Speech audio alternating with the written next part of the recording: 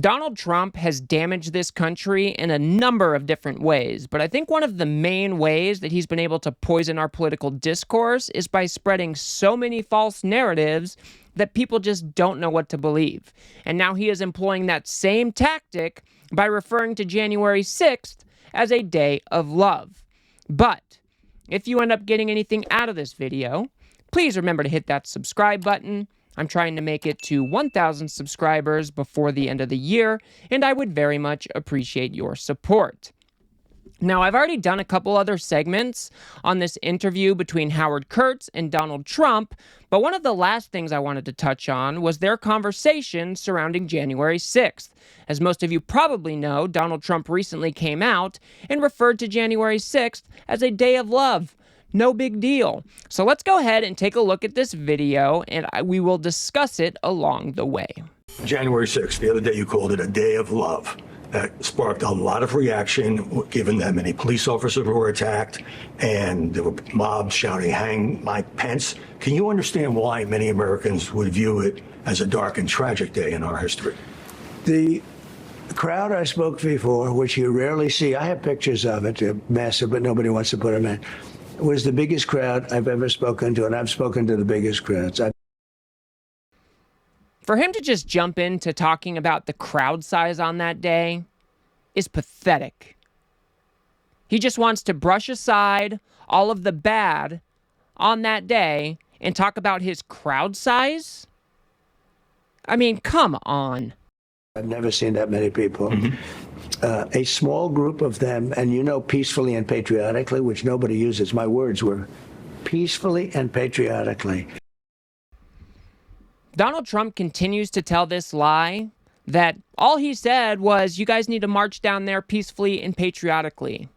When the real story is he spent an hour riling up his crowd to march down to the Capitol. And he did not care if there were violence or not. So let's go ahead and take a look at some of that rhetoric that did incite the violence. One component of inciting someone to violence or inciting someone to action is presenting them or creating a shared understanding of the world. In order to march to the Capitol, break windows, tear down the American flag, and replace that flag with the flag of someone we feel more devoted to. There's an us versus them, and that means the only rightful conclusion is to take some action to get the election back, to get the country back. That idea comes up in the two quotes included in the article of impeachment. We fight like hell, and if you don't fight like hell, you're not going to have a country anymore. And we won this election, and we won it by a landslide. So when you spend so much time repeating that the election was stolen, there was a whole bunch of fraud, and then you pair that with, you better fight like hell or you're not going to have a country anymore, what do you expect to happen? You've created this world where something has rightfully been stolen from your people. Of course they are going to stand up and try to fight for what is right. But the election wasn't stolen. And Donald Trump knew that. So for him to just pass this off as peacefully and patriotically is just absurd. A small group went down to the Capitol, but they came because they thought it was a rigged election. They came because they thought it was a rigged election because Donald Trump had spent months leading up to the election telling people that the election was going to be stolen, that the mail-in ballots were going to be fraudulent. So of course they thought it was going to be a stolen election because Donald Trump spent months and telling them that that was going to be the case.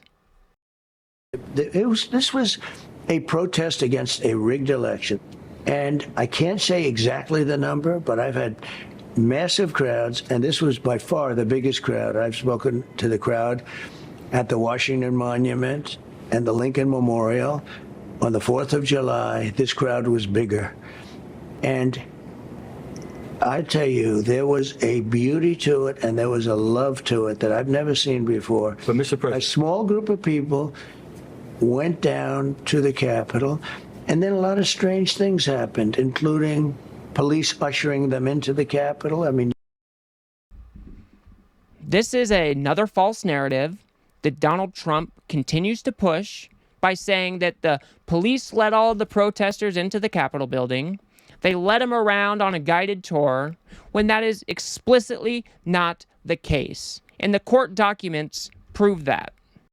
The tapes show that Capitol Police never stopped Jacob Chansley. They helped him. They acted as his tour guides. Carlson said it's in dispute how Jacob Chansley entered the Capitol and suggested police willingly showed him around, but Chansley's own plea agreement says otherwise. You can see it says Chansley entered through a door that rioters had broken. Then when he got to the second floor, police officers told him and others to leave the building, but they didn't. After entering the gallery, Chansley tried to find his way to the Senate floor and ran into Officer Keith Robichaud, who once again asked him to leave. But the officer was outnumbered. That's an important fact here. So he followed Chansley to the Senate floor. Then, after other officers finally arrived in the chamber, Robichaud helped clear the rioters from that Senate floor. These are all facts from Chansley's plea agreement, which he signed, by the way. We all know that the first protesters into the building that day got into the building by smashing down doors, smashing through windows with police shields and other instruments. And we know that when police are outmatched 10-1, that they are not going to engage with every single protester, because that would be foolish. If you are outmanned 10-1, the smarter thing to do is to make sure that you are leading these protesters away from protected individuals like the Congress people that were there, making sure that you are not escalating things and making things more violent. And when the backup arrived, protesters started getting arrested, which is exactly how it should have worked. So to say that police just let people in and led them around is foolish, and it is untrue, and Donald Trump continues to push this narrative just to downplay everything. you know that, and a lot of straight states. So I'm not referring to that. I'm saying that when I saw that tremendous crowd, the largest group I've ever spoken to, in front of these beautiful monuments, I thought it was actually a beautiful thing. It was a protest. But now, Mr. President, if other groups protest, let me jump in, please. I know, but Howard, when other groups protest, whatever they may be protesting, nobody says anything. It's, they have a right to protest. There was a lot of violence. 1,200 people pled guilty or were convicted. Almost 600 were charged with assaulting police officers or rioting. Now, you're somebody who says you're on the side of law enforcement. We seem not to have much sympathy for the police on that day. No, there's nobody closer to the police than I am. No. For Donald Trump to even say that is insane. Donald Trump has already come out and said that he would pardon those who were guilty of assaulting police that day. Do you guys remember this when he went to the NABJ and was asked this explicit question? My question is on those rioters who assaulted officers. You have to would you pardon what's those going to people? happen? Oh, absolutely, I would. You would pardon those? If they're innocent, I would pardon them. They've been convicted. And by the way, the Supreme Court they were convicted by a very tough system. So it couldn't be more clear. He was explicitly asked, would you pardon those who were assaulting police that day? And he says, absolutely. And then tries to downplay it by saying, if they are guilty, but they've already been found guilty. So Donald Trump is no ally to the police. If you are standing in his way, then he doesn't care. He is not the pro-police candidate he claims to be. Because if you're standing in his way, or if he feels that you are insufficiently loyal to him, he doesn't care if his mob of violent protesters beat the hell out of you, which is exactly what we saw on January 6th. more than 100 officers were assaulted that day, some who later died. So this is just, it's just pathetic. I don't even know what else to say. Nobody. But you take a look at Portland, Oregon. Portland, Oregon, people were killed. There was nobody killed here. Nobody had guns here either. There were people with guns. Well, really? I'd like to know. You mean in the rally, or they had some guns at their home? No, someplace. at the rally. Oh, really? Well, I have not heard that at all. No. Again, Donald Trump is playing dumb here. We know that there were many different weapons used on that day. We know that some of his supporters wouldn't even go through the magnetometers because they had firearms on them. So Donald Trump is just lying to you again. This is another way for him to downplay that his supporters were there with weapons and he didn't care. Was the January 6th insurrection a completely unarmed protest? On its website, the U.S. Department of Justice is tracking people charged with federal crimes stemming from events at the U.S. Capitol. Verify searched through court records and found several individuals who were sentenced or charged with assault for using some type of weapon during the insurrection. Those weapons include firearms, mace, stun guns, and stolen police batons. So we can verify that the January 6th insurrection was not a completely unarmed protest. It's as simple as that. Just because police or the FBI hasn't recovered each and every firearm that was there that day doesn't mean that they weren't there. Court documents prove that there was a ton of different weapons used. So to say that people were unarmed is just stupid. It's just stupid. No, I don't think so. They had no guns. They had no guns. So that was a peaceful. So you're comfortable with the day of love? No. You wouldn't modify that? I'm talking about when I made that speech, I've never seen anything like it. They came down to protest a rigged election. Very simple. They protested an election. And you know what? I think you have the right to protest in this country. Well, no, you know, if anybody else protests, nobody does anything. But take a look at Portland. Right, but you're going back to another situation. I'm talking not. about that day. I'm talking about another situation. People got killed. They destroyed the city.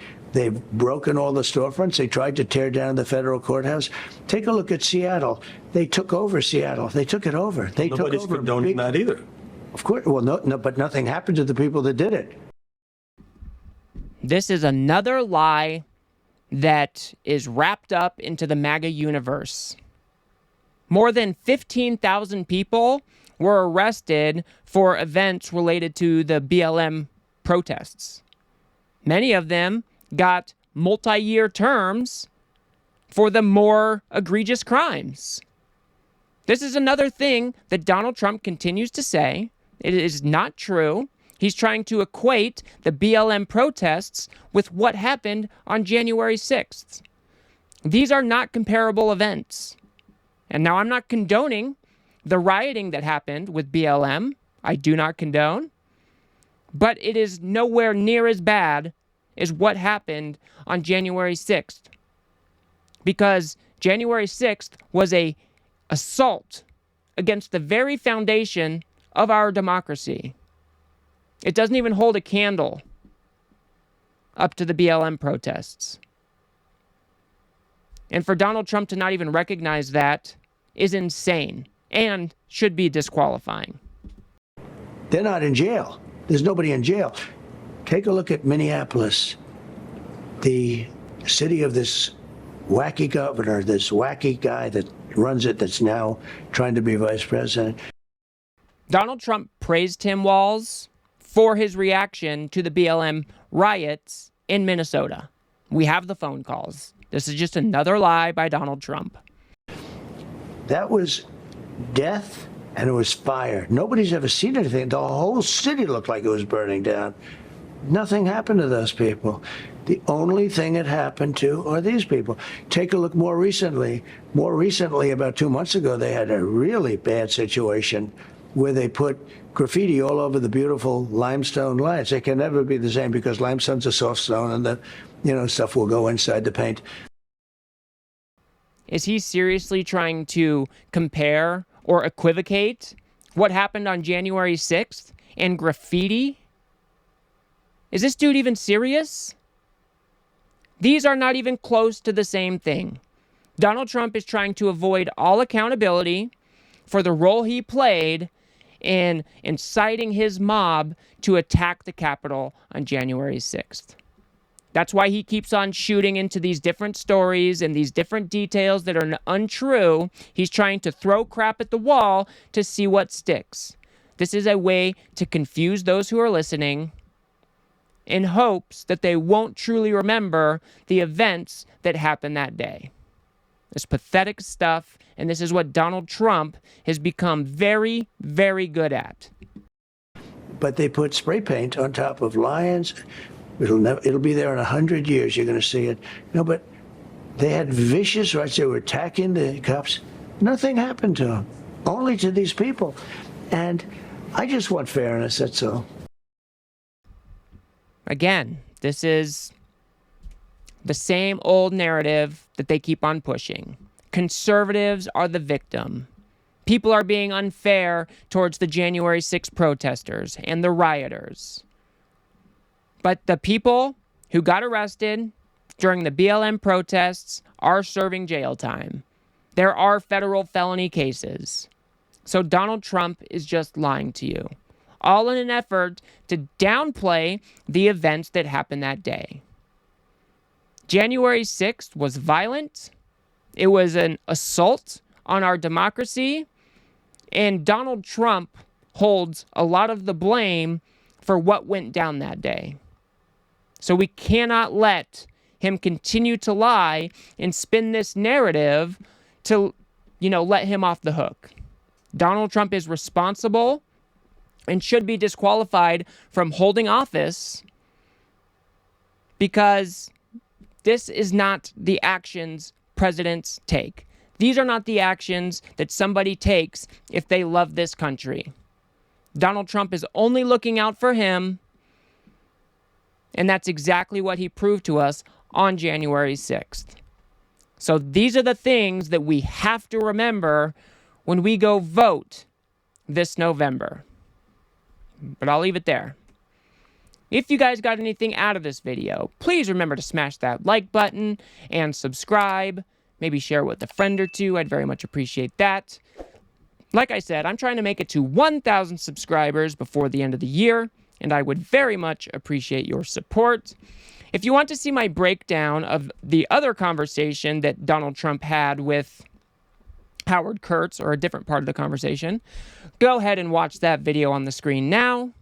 Otherwise, I'll see you guys on the next one.